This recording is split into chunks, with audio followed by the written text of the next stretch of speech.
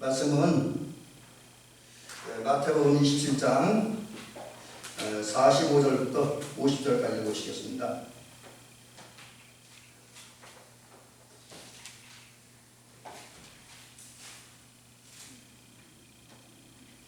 마태복음 27장 45절부터 56절까지입니다. 네, 공독을 합니다. 제6지로부터 온 땅에 어둠이 임하여 제9시까지 계속되더니 제9시쯤에 예수께서 크게 소리질러 이르시되 엘리 엘리 라마 사박다니 하시니 이는 곧 나의 하나님 나의 하나님 어찌하여 나를 버리셨나이까 하는 뜻이라. 거기 섰던 자 중 어떤 이들이 듣고 이르되 이 사람이 엘리야를 부른다 하고 그 중에 한 사람이 곧 달려가서 해면을 가져다가 신 포도주에 적시어 갈대에 끼워 마시게 하거늘 그 남은 사람들이 이르되 가만두어라. 엘리야가 와서 그를 구원하나 보자 하더라. 예수께서 다시 크게 소리 지르시고 영원히 떠나시니라. 아멘. 오늘은 이제 제목은 50절 말씀. 50절을 보니까 예수님께서 크게 소리 지르시고 영원히 떠나시니라 하는 말씀인데, 이 말씀을 그대로 제목을 적어봤으면서 제목을 적기를 십자가에 죽으신 예수님, 십자가 위에서, 제가 발음이 하나가 안 됐네요. 십자가 위에서 죽으신 주님 또는 예수님, 이런 제목으로 말씀을 드립니다. 오늘 본 말씀을 보면서 또 이제 요즘 우리가 이제 마태복음 27장 26절 쭉 보면서 이제 우리가 예수님의 고난을 생각을 하게 되는데, 그 고난 속에서 우리가 한 가지 배우는 진리가 있습니다. 그게 뭐냐면 고난이 결코 실패도 아니고 고난이 결코 우리 잘못되게 하는 것은 아니다 라는 사실을 느끼게 되어집니다. 근데 사실은 고난은 누구나 다 있죠. 우리 아마 그 정 목사님도 70년 이상 세월을 사신 분 얼마나 많은 고난이 있으시겠습니까? 사모님도 그렇고요, 우리 장로님들도 그렇고, 우리 권사님들 마찬가지일 것입니다. 저도 역시 살다 보니까 수없이 많은 고난이 있었습니다. 우선 그래서 그 고난이 있지만 그 고난을 잘 극복하면 우리에게 유익이 된다는 말을 한번 이런 그 예화를 통해서 한번 시작을 해보고 그 다음 말씀을 전개해 드리려고 합니다. 지난 7월 23일부터 8월 8일까지 일본의 도쿄, 다른 말 동경이라고 그러죠. 도쿄에서 올림픽 대회가 있었습니다. 이 올림픽 대회가 사실 성적은 대한민국이 아마 최근에 한 4, 5대 정도의 5대 내지 6대 정도 올림픽 중에서 이번 올림픽 성적이 가장 안 좋았어요. 금메달도 10개도 안 됐으니까 7개밖에 안 되고, 동메달도 별로 없고 은메달도 별로 없었어요. 그리고 기대 걸었던 선수들이 다 이제 예선 탈락해갖고 메달이 많이 부족했죠. 근데 그럼에도 불구하고 이분들도 메달은 따지 못했는데, 그럼에도 불구하고 사람들이 큰 칭찬을 받고, 그리고 아주 좋은 그 이야기를 듣는 팀이 있습니다. 그게 이제 한국 여자 배구 대표팀인데 4등을 했어요. 4등. 이게 세계에서 배구 제일 잘하는 나라 네 번째 나라가 된 거예요. 근데 사실은 이게 기적입니다. 왜냐하면 우리나라가 처음에 올림픽 출전할 때에 1승이나 거둘 수 있을까 하는 얘기를 했어요. 워낙 이번에 상황이 안 좋았습니다. 왜냐하면 주전으로 뛰던 두 선수가 이 불미스러운 사건에 연루돼갖고 대표팀에서 쫓겨났어요. 퇴출됐어요. 그래서 그 선수는 앞으로 한국에서 배구를 못하게 될 겁니다. 이제 학교 폭력 문제 때문에 아직 주전으로 뛰었던 그 배구의 제일 중심이 되는 볼 띄워져서 세터라고 하는데, 세터하고 그 다음에 주전 공격수 중 왼쪽에 때리는 스파이크는 그 선수 두 사람이 쌍둥이 형제인데 퇴출됐어요. 그래서 전력이 치고 안 되는 상태. 거기다가 주전 선수들 대부분이 그 몸에 심각한 부상을 가지고 있습니다. 그래서 그런 상태에 출전하다 보니까 1승이나 거둘 수 있을까 하는 이제 염려를 하면서 갔어요. 그러면서도 대표팀 내에서도 그래도 한번 분전해보면서 8강 안에 들어보자, 이제 그런 얘기를 하고 갔다 그래요. 근데 어쨌든 시합을 해서 첫 게임은 아주 완패자였지만 둘째 번, 셋째 번 게임 4점까지 이겼나요? 그래서 이제 8강에 들어갔고, 8강에서 또 우리보다 국제 순위가 높은 터키, 우리 형제국이라 그러죠. 터키하고 싸워서 3대1 이겨 준결승에 올라갔죠. 그래서 이제 아주 언론이나 이런 난리가 나고, 지금도 텔레비를 틀면 가끔가다 그 올림픽 대표 선수 그게 이제 그 선전 전화가 나와요. 그런 특집 방송 나오고 그런 걸 어제도 봤습니다.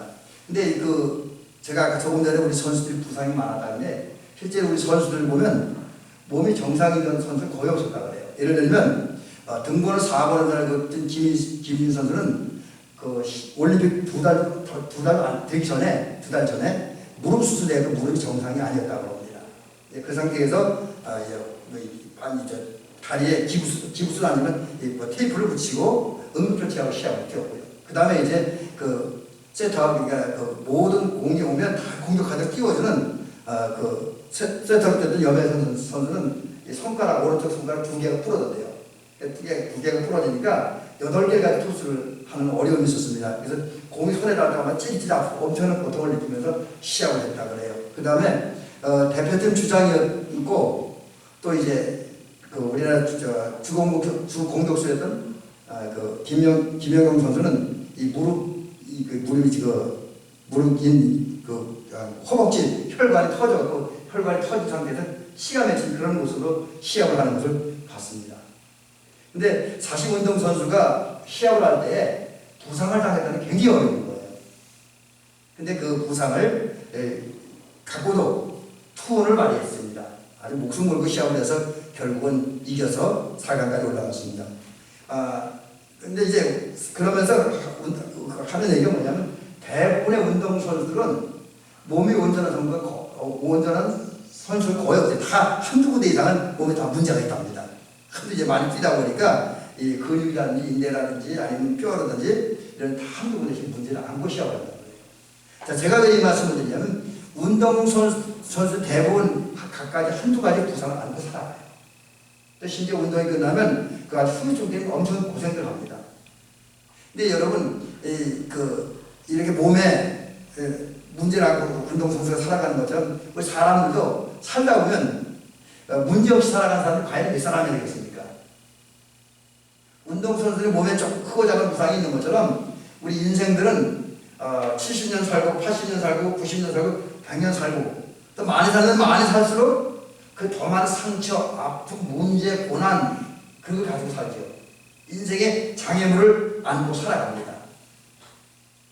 근데 여러분 이런 살면서 많은 고난과 어려움 뭐 이런 것을 안고 살아가는 게 또 인간에게만 해당되는 것도 아니었어요.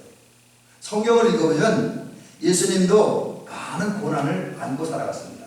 사실 여러분 그 사람들이 살면서 많은 고난을 당한다고 그러지만 우리가 성경을 쭉 보고 우리 삶을 돌이켜보면 우리의 고난이 우리의 문제가 아무리 크다고 해도 예수님의 고난, 예수님의 문제만큼 크지는 않습니다.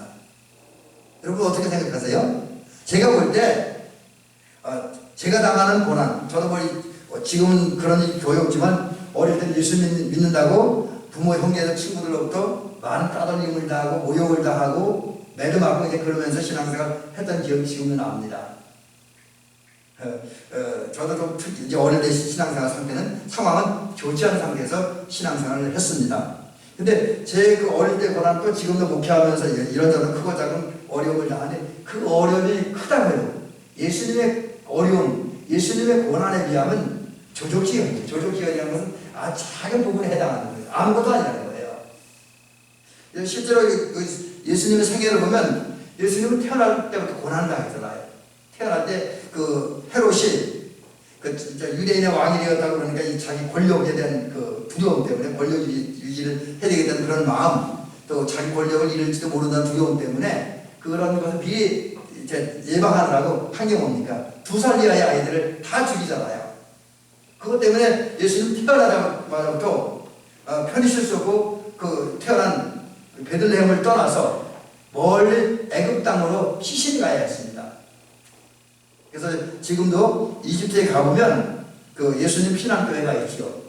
근데 거기는 이제 교파는 우리 감리교회도 아니고 장로교회도 아니고 꼽티교회라고 하는 좀 우리나라에 없는 교단이더라고요. 근데 하여튼 거기에 예금으로 피신했고요.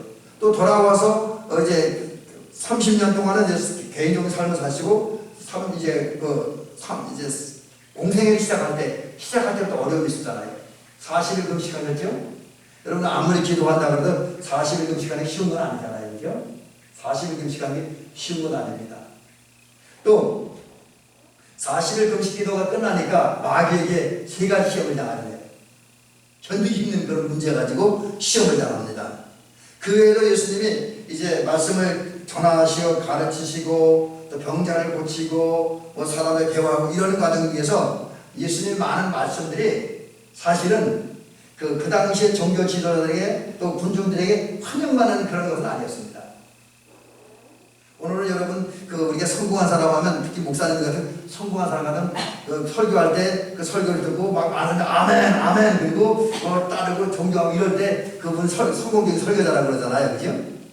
근데 예수님은 그렇지 않았어요. 예수님은 말씀 전할 때 그 많은 말씀들이 바리새인이나 대제사장이나 서기관들이나 또 정치인들이 계속 부딪혔습니다. 사실은 이거는요 예수님만 그런 게 아니라 그 구약 성경에 보면 선지자들도 했잖아요. 선지자들도 했고요. 또 우리가 존경하는 웨슬리 목사님도 설교하고 그렇게 인기가 좋았던 게 아닙니다. 오히려 그 노방전도할 때 그 웨슬리 목사님 동료 피필드라고 하는 사람이 설교를 하면 그때 이제 주로 브리스톨에서 설교하는데 거기가 이제 인구가 브리스톨이가 어디서 한 5만 정도 되는 도시에서 설교를 하는데 이 조지 피필드가 설교를 하면 막 3만 명, 2만 명이 막 설교를 듣는데요. 근데 웨슬리 목사님이 설교를 하면 불과 2, 3천 명이 안 오는 거죠. 심지어 어떤 거는 저 옥스포드에 설교를 했는데 잠자는 자여 깨어나라 그런 제목 설교할 때는 그게 옥스포드 대학 교수들에 눈박해놨고 그 다음에 웨슬리 목사님에게는 그 교수거든. 웨슬리 목사님의 설교할 수 있는 기회가 주어지지 않대. 설교 못하겠대요. 네, 여러분 우리 많은 믿음의 사람들이나 우리 예수님도 그렇고 그들이 걸어가는 길은 고난이 많이 따랐다고 하는 거죠. 어려움이 따랐습니다. 근데 여러분 그렇다고 그게 잘못되느냐? 뭐 다른 분들은 대처놓고 예수님을 보자고요. 예수님이 그렇게 많은 동안 고난을 당하고 어려움을 당하고 심지어 마지막에는 십자가에 달려 죽으셨습니다. 근데 그렇다고 예수님이 실패자나 예수님이 패배자는 아니잖아요. 오히려 그 고난이 예수님의 참모습을 드러냈죠. 오히려 그 고난 때문에 예수님이 하나님의 아들이라는 걸 증명되어 있잖아요. 물론 이건 조금 다시 나옵니다만 하나님의 아들이라는 걸 증명되었습니다. 또 그 예수님의 그러한 그 고난과 죽음이 있었기 때문에 예수님 개인적으로 볼 때는 당신이 세상에 오신 목적을 이룬 거예요. 당신의 사명을 완수했습니다. 아울러 그런 예수님의 고난 때문에 저와 여러분들과 모든 인간들이 하나님의 은혜를 받았잖아요. 죄사함의 은혜를 받았고 의인의 은혜를 받았고 구원받고 하나님의 자녀가 되는 은혜를 받았고 하나님의 은혜 속에서 이 땅에서 복된 삶을 살고 영원한 하나님 나라를 찾을 수 있게 됐잖아요. 그리고 하나님의 뜻도 이루어졌습니다.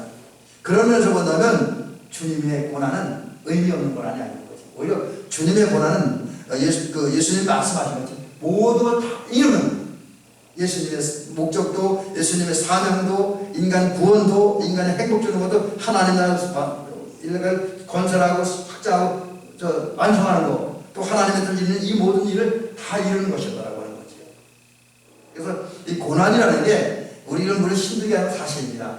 고난 힘들죠. 그러나 그 고난 가운데 하나님의 역사는 계속 진행되어지고 그리고 결과는 선하게 나타납니다. 그래서 여러분 이 사실을 기억하면서 우리가 오늘 신앙생활하다가 또 일상생활하다가 고난을 당할 때 낙심하지 않게 주님을 간절히 부탁드립니다. 왜?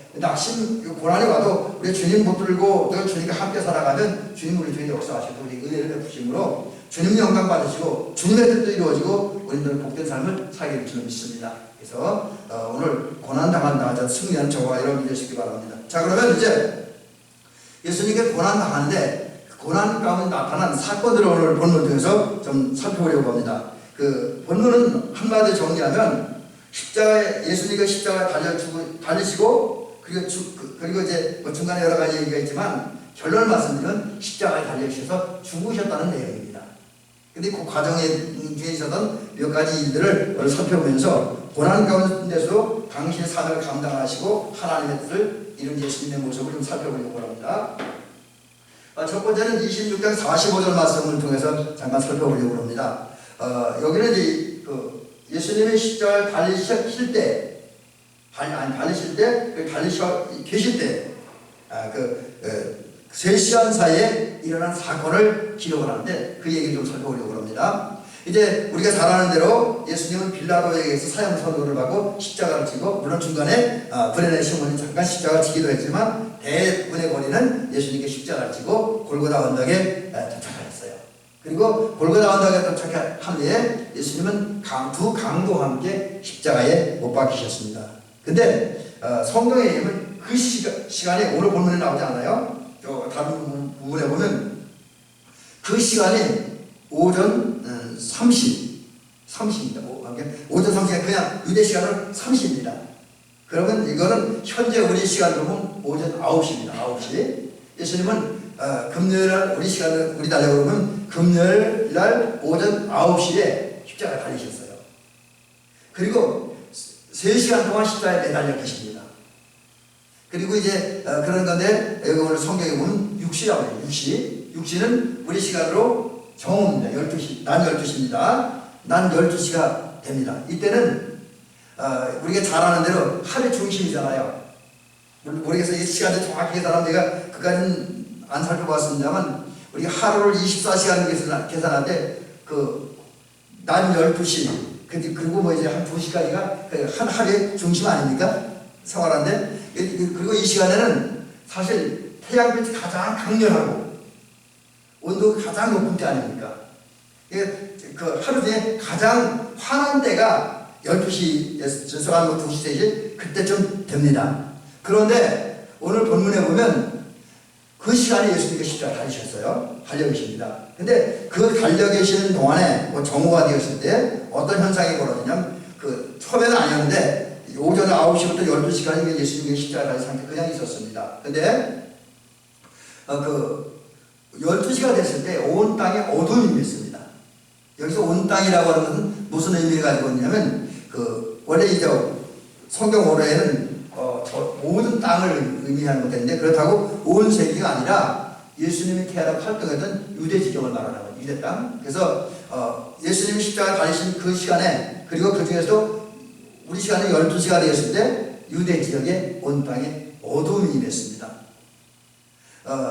하나님은 이제 예수님이 십자가에 달리신 뒤에 12시가 됐을 때 온 땅에 어둠이 임하게 하는 표적을 일으키셨어요. 하나님 사건을 일으키셨습니다. 그걸 통해서 예수님께서, 하나님께서 사람들에게 보여주시고 나타나는 것이 있습니다. 그게 뭐냐면, 하나님은 온 땅에 어둠이 임하게 함으로써, 유대 지역에 어둠이 임하게 함으로써 그것을 지켜보는 사람들에게, 또 그 말씀을 보는 사람들에게 예수님의 죽으심과 그 의미를 알려주셨죠. 그리고 예수님을 죽을 때 그것을 바라보시는 하나님의 마음도 이제 보여준 거죠. 그래서 좀 더 구체적인 얘기를 하면, 이제 예수님께서 십자가에 달려 죽으실 때 온 땅에 어둠이 임함으로 예수님이 하나님의 아들이라는 것이 증명되었습니다. 여러분, 어떤 사람이 죽는다고, 그 사람이 죽는다고 우주가 어두워지지 않죠. 낮이 깜깜 어두움을 변하지 않고, 그렇다고 밤이 낮으로 바뀌지 않잖아요. 그냥 우리 보통 일반적인 경우 보면 한 사람이 죽는 것은 끝나고 사는 것은 끝나는 거예요. 근데 예수님 같은 경우는 특이합니다. 예수님이 십자가 달릴 때 그 죽기가 3시간 사이에 온 땅이 냈다. 이거는 왜 가능하냐? 예수님이 하나님의 아들이기 때문에 가능한 거예요. 그래서 저는 이런 사건은 도저히 일어날 수가 없다는 거죠. 그래서 예수님이 십자가에 달리셨을 때에 온 땅에 어둠이 임한 사건의 첫째 의미는 예수님이 하나님의 아들이라는 것이 증명되었다라고 하는 것이죠. 그러면서 또 다른 의미는 이날은 인류에게 가장 답답한 날. 왜? 빛이신 예수님을, 생명이신 예수님을, 자기들의 사랑하시고 자기들의 은혜를 주신 그 예수님을 몰라고 죽인 인간이 사는 세상이야말로 가장 암담한 세상이다. 그래서 예수님이 십자가에 달려 죽으신 날은 물론 하나님의 뜻이 이루어진 날이기도 하지만, 그러나 또 다른 것은 인류에게는 가장 암담하고 캄캄한 날이었습니다. 셋째는 또 어떤 의미가 있냐면, 이 어두움은 다른 말로 심판을 상징하기도 해요. 진노를 상징하기도 합니다. 그래서 이런 심판과 진노의 상징인 어두움이 예수님이 십자가에 달리셨을 때에 유대 땅에 임한 것은 결국 예수를 십자가에 못 박은 자들에게는 하나님이 준엄하게 무섭게 징계하고 심판하고 진노한다는 얘기입니다. 그걸 보여주는 거죠. 그 다음에 네 번째는 그 예수님이 십자가 달렸을 때 온 땅에 어둠이 임했다고 하는 그 예수님의 십자가의 순환이 매우 고통스럽고 아주 어려운 것이었다. 그래서 주님도 감당하기 쉬운 것이 아니었다는 사실을 보여줍니다. 어쨌든 예수님은 그 하나님의 아들이기 때문에 그 예수님이 그 십자가 달 때 이런 온 땅에 어둠이 난 사건이 나타나고요. 그걸 통해서 예수님이 참모습도 드러나고 또 우리가 하나님 앞에 어떤 사람이 상을 받고 어떤 사람이 징계를 당하는가 하는 그 모습도 드러났다라고 하는 것이지요. 어쨌든 우리가 이 말씀을 절실하게 느끼는 건 예수님은 하나님의 아들이라는 것이 온 땅에 어둠이 난 사건 중에 나타났다. 그러므로 저와 여러분들은 세상에 어떤 그 이론이 있고 어떤 상황이 발생한다 할지라도 예수님을 하나님의 아들로 믿고 존경하고 사랑하는 저와 여러분이 되길 줄로 믿습니다. 그 다음에 이제 46절에 보니까 십자가 달리신 예수님께 설교하는 내용이 나옵니다. 온 땅에 어두움이 임했고 그 어두움이 만나면 또 3시간이 흘러요. 그래서 이제 시간적으로 보면 여기 성경적으로 보면 오늘 그 뭐라고 되십니까? 오후 9시라고 되죠. 9시. 9시면 요즘 우리 시간으로 하면 오후 3시입니다. 오후 3시. 그때에 예수님께서 크게 소리치기 시작해요. 여러분 크게 소리 질렀다. 이것도 예외적인 경우예요. 사람들은 처음에 이렇게 어떤 처벌을 당하면 힘이 있을 때 또 정신이 멀쩡할 때 의식이 있을 때는 자기 나름대로 원하는 말도 하고 행동도 합니다. 그러나 시간이 지나면 힘이 빠지고 의식이 약해지고 의지도 떨어지고 정신도 흐려집니다. 그래서 말을 하기 힘든 게 정상인데 예수님은 달랐어요. 예수님 이미 십자가 달릴 때 오전 9시에 달리셨으니까 그리고 오후 정오에 어두움이 되고 그게 3시간이었는데 그래서 총 6시간 동안 십자가에 달려 있었습니다. 그렇다고 하면 웬만한 사람이라면 육체적으로 기력이 다 떨어지고 아무 정신도 없고 아무 힘도 없고 의식도 사라진 그런 상태가 되어야 되는데 예수님은 그러지 않았다는 거지요. 오히려 그렇게 오랜 시간 달렸지만 예수님의 육체에는 아직도 힘이 있습니다. 크게 소리 지를 수 있는 힘이 있는 거예요. 여러분 소리 지르는 것도 힘이 있어야 소리 지르잖아요. 힘 없으면 소리도 못 질러요. 얼마 전에 보니까 제가 인터넷 통해서 보는데 CTS인가 거기 새롭게 와서 소리 나왔는데 어떤 개그맨 전직 이제 코미디언인데 그분이 병 때문에 배에 힘을 줄 수가 없어요. 근데 그분이 하고 싶어 하는 건 찬양 사역인데 찬양 사역을 하는 노래를 부르면 배에 힘이 들어가야 되잖아요. 근데 그냥 자기 힘으로는 노래를 못 불러요. 배에 힘을 못 주니까. 그래서 어떤 분이 도움을 받아 기계를 만든다. 기계를 이렇게 불러주면 배에 힘이 생긴대요. 그래서 노래를 할 수 있도록 그렇게 해주는 기계를 만들었더라고요. 근데 그게 없으면 그분 노래를 못한대요. 여러분 그렇습니다. 힘이 들어야 소리도 못 질러요. 근데 예수님은 크게 소리 질렀다라는 말씀을 보면 십자가 6시간 동안 달려 있었으나 아직 힘이 있었고 또 무언가 분명한 소리, 여기 이제 그 분명한 소리라는 내용은 제가 조금 더 말씀드릴 텐데 이 소리를 하는 것을 보면 예수님은 그때까지도 정신과 마음이 분명히 있었다는 거예요. 맑고 깨끗하고 분명한 의식과 정신을 가지고 있었다는 거죠. 이게 왜 가능했겠습니까? 역시 이것도 예수님이 하나님의 아들이었기 때문에 가능했다는 거죠. 일반인 같은 경우라면 아무 힘도 없고 의식도 없고 정신도 혼미해져야 되는데 예수님은 하나님의 아들이었기 때문에 크게 소리를 낼 정도로 힘이 있었고 의식이 있었고 분명한 정신 상태를 가지고 있었다고 하는 거죠. 그게 이제 하나님의 아들이라는 거죠. 그런 하나님의 아들이신 예수님께서 이제 소리를 지르시죠. 그게 뭡니까? 엘리엘리 라마 사박다니.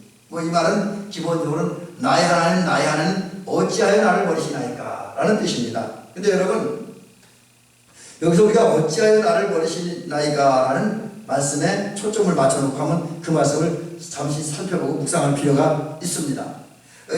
어찌하여 나를 버리시나이까 라는 예수님의 절규 속에는 예수님의 마음이 잘 담겨져 있어요. 근데 여기에 담겨진 예수님의 마음은 괴롭고 힘든 마음입니다.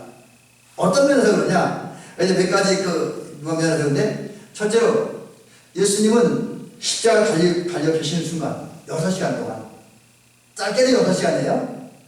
근데 더 길게 보면 적어도 예수님께서 예루살렘에 들어오시고, 그리고 예루살렘에서 겟세마네 동산에서 기도하시고 체포된 때부터, 그리고 더 길게는 그리고 그때부터 시작해서 죽으신 다음에 무덤에 묻혀서 3일 동안 계시잖아요. 부활할 때까지. 그때까지 예수님께 느끼신 첫 번째 느낌이 하나님이 나와 함께하지 않는다는 거예요. 하나님이 나와 함께하지 않는다. 이게 예수님이 느끼는 거예요. 그래서 어찌하여 나를 버리시나이까라는 것은 지금 예수님은 그 순간에 하나님 당신을 떠나시고 느끼고 있습니다. 근데 두 번째는 뭘 느끼고 있느냐면 함께 하시지 않는 것뿐만 아니라 하나님이 당신을 죽음에서 건져주지 않는다는 것. 다른 말은 십자가에 내려오게 하지 않았다는 사실을 느끼고 있었다는 거죠. 또 세 번째는 예수님은 굳이 그러지 않아도 되는데 인간이 당해야 할 그 모든 저주와 심판을 하나님께 당신이 다 맡기셨다는 것을 느끼고 있습니다. 그래서 막중한 책임감을 느끼고 있는 거지요. 또 아까 이것도 임마누엘과 관계가 되는 건데, 저 십자가 달려 계신 주님은 하나님의 생명과 거룩함이 어느 한순간은 당신을 떠나다는 걸 느끼시는 거죠. 여러분, 이런 네 가지를 예수님께서 지금 십자가를 느끼고 있는데, 이것은 예수님에게 가장 큰 고통이었습니다. 사실 예수님에게 가장 큰 고통은 예수님이 십자가 달리셔서 당하는 육체의 고통이 아닙니다. 물론 육체의 고통도 크긴 커요.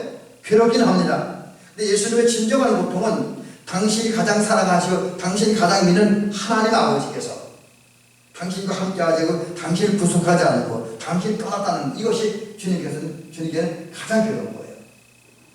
그런데 주님은 그런 하나님을 위해서 원망하지는 않습니다. 그냥 감수합니다. 그러면서 이제 당신의 고통스러운 마음을 표현하게 엘리 엘리 라마 사박다니 나의 하나님 어찌하여 나를 버리시나이까 라는 말씀인데, 이 말씀은 예수님께 지은 말씀은 아니에요. 구약성경 시편 20편 1절 말씀을 그대로 인용해서 예수님께서 말씀한 거예요. 당신 심정을. 근데 이제 이런 말씀으로 당신의 심정을 대변하는데, 실제로 이 말씀처럼 예수님은 우리 인간을 위해서, 당신의 사명을 위해서, 또 하나님의 뜻을 이루기 위해서 당신이 가장 사랑하신 아버지 하나님을 버림을 당하였어요. 그리고 말로 표현할 수 없는 고난을 당하였습니다. 이런 길이 인간들이 보기에 실패일 같았습니다. 잘못된 것 같았어요. 그러나 그게 아니죠. 주님이 하나님에게 외면당하고 하나님이 그를 구원해주지 않는 건 영원하게 아니잖아요. 하나님의 계획 속에 의해서 잠깐 동안 진행됩니다. 부활 후에는 달라지니까. 좀 더 구체적으로 얘기하면 십자가에 달려 죽으신 3일이 지나면 달라지는 거예요. 근데 그 달라진 때까지 주님은 하나님의 뜻을 이루기 위해서 버림도 당하시고 외면도 당하셨어요. 고난도 감수하십니다.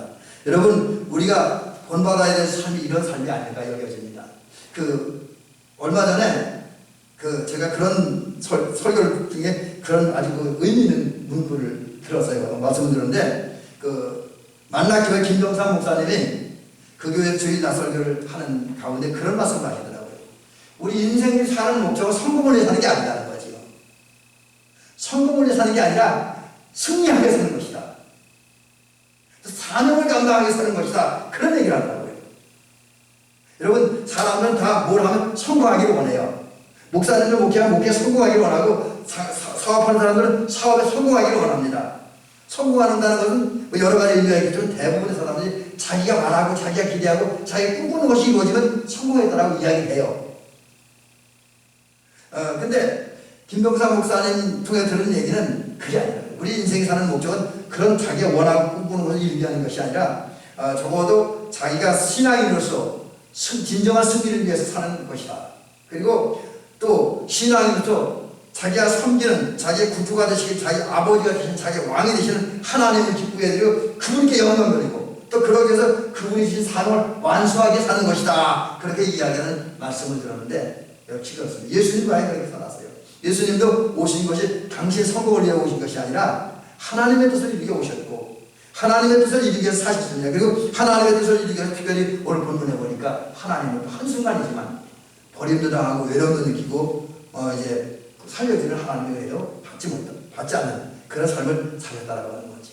우리가 힘들고 어렵지만은 예수님 같은 이런 자세를 가지고 살면 오히려 주님께서 하나님께서 우리를 귀히 여기시고 높여주시고 세우시는 은혜를 받게 될 줄로 믿습니다. 그 다음에 세 번째는 그 얘기는 주변 사람들의 반응이 나오는데 오늘 주변 사람들 여기 세 종류의 사람들이 등장합니다.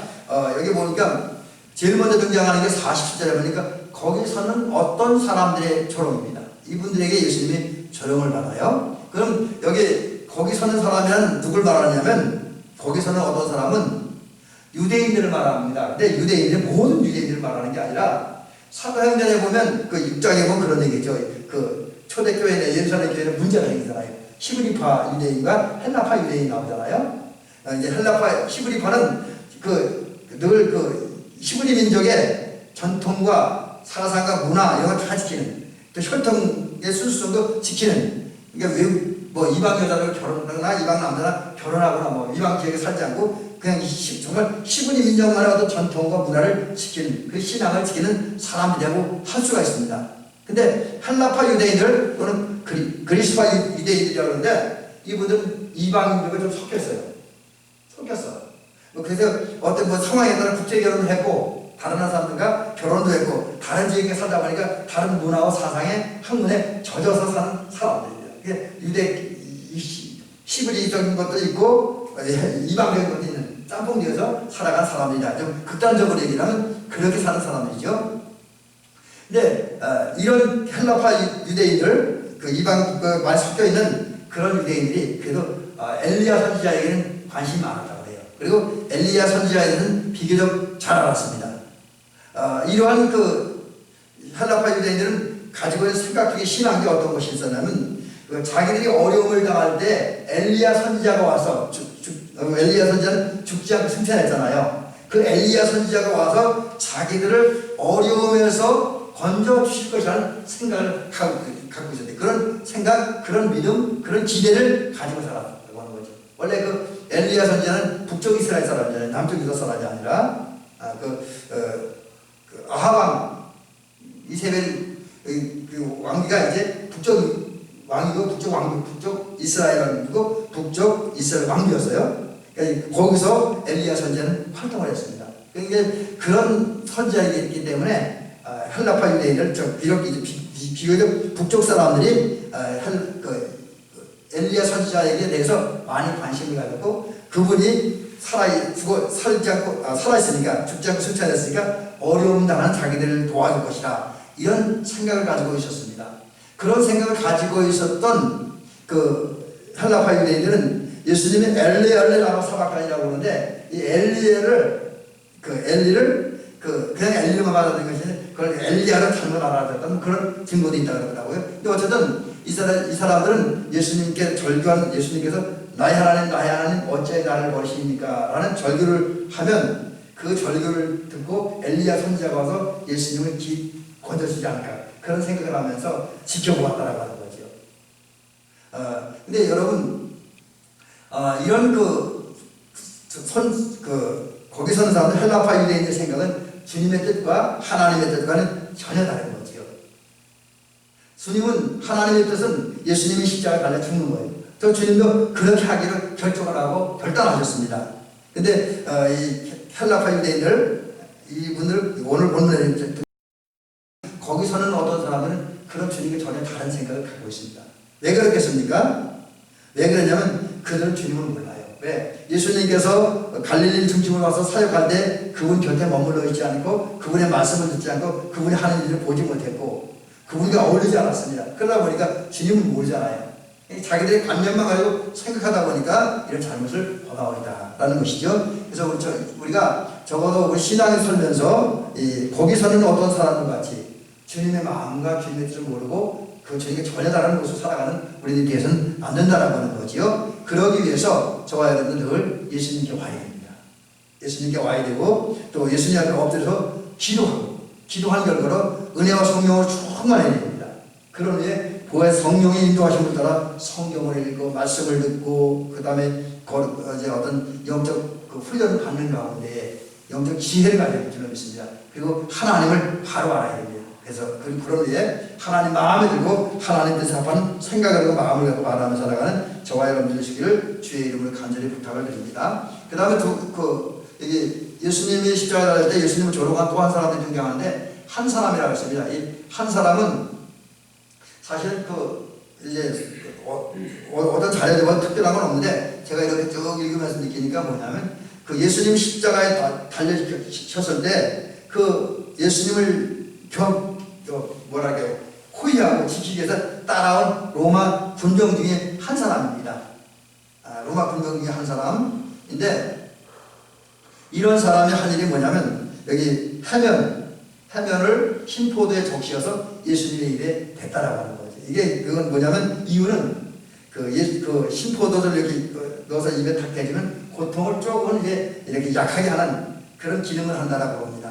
근데 사실은 이게 겉으로 드러나는 참 이분이 고난당한 예수님을 도와주기 정도 노력했다라는 것은 볼 수가 있는데 사실 근본적인 목적은 그게 아니에요. 이분은 이 로마 군사는 예수님의 입술에 해면에 적신 흰포도를 딱 넣어줌으로써 고통을 제거하고 고통을 조금 감아줌으로써 예수님의 목숨을 조금이라도 더 오래 연장시키는 거죠. 조금 더 살게 하는 거예요. 그러면 혹시 아까 거기서는 어떤 사람을 생각하는 것처럼 엘리야가 와서 예수님을 구원하나 안 하나 그거 지켜보기 위해서. 그래서 한마디로 보면 이 한 사람은 예수님을 시험하기 위해서 이런 일을 하는 거죠. 악한 일을 가지고. 그래서 여러분 이거는 분명히 실수인데 그럼에도 불구하고 이 한 사람의 이 행동은 하나님의 말씀을 성취하는 것이었다라고 하는 거죠. 그래서 오늘 이 말씀은 시편 69편 21절에 보니까 그들이 쓸개를 나의 음식물로 주며 목마를 때에는 초를 마시게 하였사오니 라는 말씀인데 이 말씀이 이 악한 의도를 가지고 있는 한 병사에 의해서 성취되었다는 거죠. 저는 이 말씀을 보면서 제 나름대로 느끼게 되었다는 것은 그겁니다. 뭐냐면 분명히 한 사람 로마 군인 중 한 사람은 악한 의도를 가지고 예수님의 입에 흰포도들을 내주었습니다. 하지만 그 악한 행동을 통해서 하나님의 말씀은 성취되었다는 거죠. 하나님의 뜻은 이루어졌다는 하는 거죠. 여러분 이 사실은 우리에게 굉장히 귀한 교훈을 줍니다. 세상에는 많은 악한 사람이 있습니다. 하나님을 대적하고 교회를 힘들게 하고 성도를 핍박하고 어떻게든 교회를 잘못되게 하려고 하는 그런 악한 세력들이 있습니다. 교회가 전도하지 못하게 예배하지 못하게 성도들이 바른 신앙생활하지 못하게 방해하는 세력들이 있습니다. 그리고 그들이 악한 일을 합니다. 그러나 우리는 그래도 그들을 무서워하고 두려워하지 않아도 됩니다. 왜냐하면 그들은 그럴지라도 그들의 악행을 통해서도 하나님 역사하셔서 하나님의 뜻을 이룬다는 사실입니다. 또 우리는 그들의 악행이 넘어가지 않도록 하나님께서 우리를 지켜주신다는 사실을 믿으시고 언제나 용기를 내서 신앙생활할 수 있는 저와 여러분 되시기를 주의 이름을 간절히 부탁을 드립니다.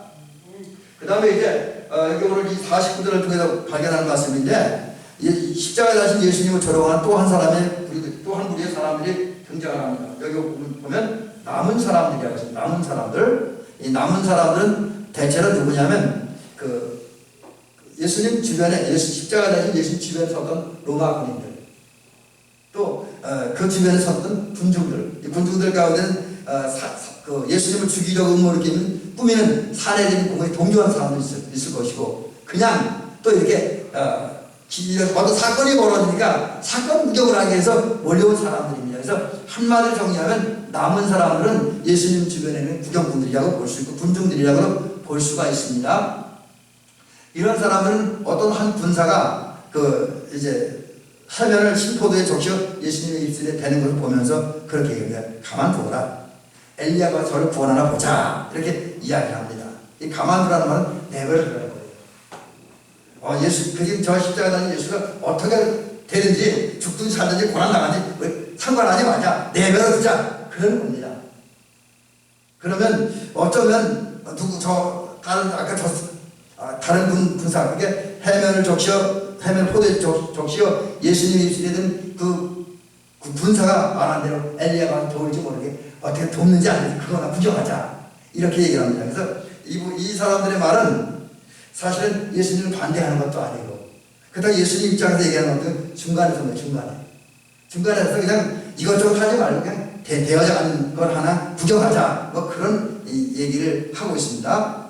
여러분, 오늘 저는 이 말씀을 보면서 우리가 신앙적으로나 정신적으로 어떠한 자세를 가지고 어떤 마음을 가지고 살아야 되는가 하는 것을 발견해 봅니다. 그게 뭐냐면, 오늘 많은 현대인들이 이것저것도 안 해요. 이것도 저것도 안 해요. 좀 더 구체적으로 얘기하면, 많은 사람들, 심지어 교인들, 예수 믿는 사람들까지 중에도 일부는 예수님 편에 서지 않고 세상 편에 서지 않아요. 중간에 섭니다. 또 어떤 경우는 어떤 경우는 예수님 편에 섰다가 자기가 예수님 편에 서면 좋을 것 같으면 예수님 편에 서고, 그러다가 세상 편에 서면 그게 더 자기에게 좋을 것 같아. 그럼 세상 편에 서요. 왔다 갔다 하는 거죠. 그래서 중간에 서 있으면서 상황에 따라 이 흔들 저리 흔들리면서 살아가는 사람들이 우리 주변에는 많이 있습니다. 근데 여러분, 예수님은 이제 계시록에 보면 그런 말씀하잖아요. 더욱 차는 자기를 원하노라. 여러분, 그렇습니다. 우리는 두 주의를 섬길 수가 없습니다. 우리는 반드시 예수님 편에 서든지, 아니면 그게 싫으면 세상 편에 서든지 해야 됩니다. 예수님 편에 서든지 마귀 편에 서든지 해야 돼요. 그게 이제 훨씬 낫습니다. 근데 진정 우리가 이 땅에서 복된 삶을 살고 또 영원한 행복을 얻으려면, 영생을 얻으려면 예수님 편에 서야 되지요. 여러분, 이 사실 기억하고, 우리들은 오늘 성경에 등장하는 이 병사들처럼 중간 가운데 서려고 하지 말고, 그래서 가운데서 이리 와 저리 흔들리며 살지 말고 예수님 편에 분명히 서고, 예수님의 입장에서 예수님 편에서 생각하고 말하고 행동하며 살아가는 저와 여러분이 되길 줄 믿습니다. 예수님 편에서 예수님을 나타내고 예수님을 드러내고 예수님을 높이고 예수님께 영광을 돌리고 예수님을 기쁘게 해드리는 그런 말을 하고 행동을 하며 살아가는 저와 여러분이 될 줄 믿습니다. 마지막 얘기하는 예수님의 죽으심입니다. 예수님은 오전 9시에 십자가 달리시고 오후 3시에 돌아가셨습니다. 여기 오늘 본문에 보니까 영원히 떠나가셨다라는 말이 나오는데, 이 말은 예수님이 죽으셨다는 거예요. 예수님은 드디어 이제 십자가 달리신 지 6시간 내내 가진 수치와 오역과 조롱을 다 당하고 죽으셨습니다. 그 결과 주님은 우리를 죄에서 구원하기 위한 대속제물이 되셨고 희생제물이 되셨습니다. 또 그런 주님에게 대해서 제가 조금 전에 말씀드렸지만 모든 걸 다 이루셨습니다. 하나님의 뜻도 이루셨고 당신 사명과 목적도 이루셨고 당신이 사랑하는 모든 인간을 구원하고 하나님 나라 백성이 되게 하는 그 일을, 또 당신이 그들에게 자유와 행복을 주기 하는데 그걸 다 주셨습니다. 다 이루셨어요. 예수님께서 그 순간은 어렵고 또 이전 기간 어려웠지만 고통스러웠지만 하나님이 주신 그 십자가의 길을, 고난의 길을 마다하지 아니고 걸어갈 때 정말 주님은 다 이루셨습니다. 그렇습니다. 우리는 예수님을 따르는 사람들, 그리스도인입니다. 이런 우리가 주님 가신 그 길을 걸어간다면, 비록 그 길이 십자가의 길이고 십자가의 길이기 때문에 때로는 하나님의 뜻을 이루기 위해서 또 다른 사람 이익을 위해서, 교회를, 가정을 위해서 내가 어떤 하나님에게 외면당하고 또 하나님에게 이렇게 좀 멀어진 듯한 느낌을 받았던 것입니다. 그럼에도 불구하고 우리가 주님이 십자가를 지고 그 십자가의 길을 잘 걸어간다면 우리 결국 하나님, 우리를 위한, 우리를 구원하기 위한, 또 우리 가족을 구원하기 위한, 우리 나라를 구원하기 위한 하나님의 역사에 동참할 수가 있고, 또 잠깐 고난당할지 몰라도 그 고난이 우리의 편에서 승리가 될 것이고 복이 될 것이고 은혜가 될 것입니다. 멸류관밖에 될 줄로 믿습니다. 이 사실을 기억하고 저와 여러분들은 어떤 경우가 있다 할지라도 주님의 십자가를 지고 주님 가신 그 길 잘 따라감으로 진정한 승리자, 진정한 복된 성도 되어주시기를 주의 이름으로 축원합니다.